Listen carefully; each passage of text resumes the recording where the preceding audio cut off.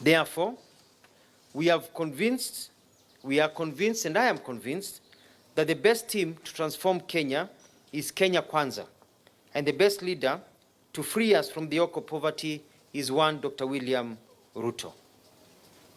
I wish to thank, with the utmost respect, His Excellency President Uhuru Kenyatta, who will always be my friend, for his support all these years.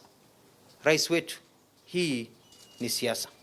I am aware that another 5 parties in Azimio are planning to exit the party due to its behavior of exclusivity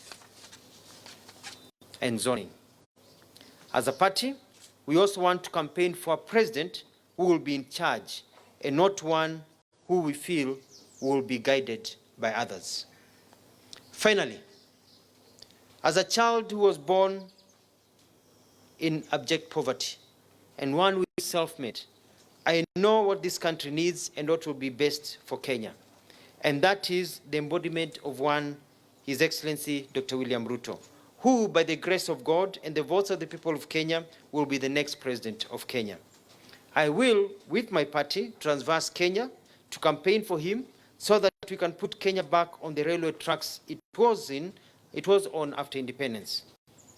Ruto, as I've always said, regardless of what people say, is a good man.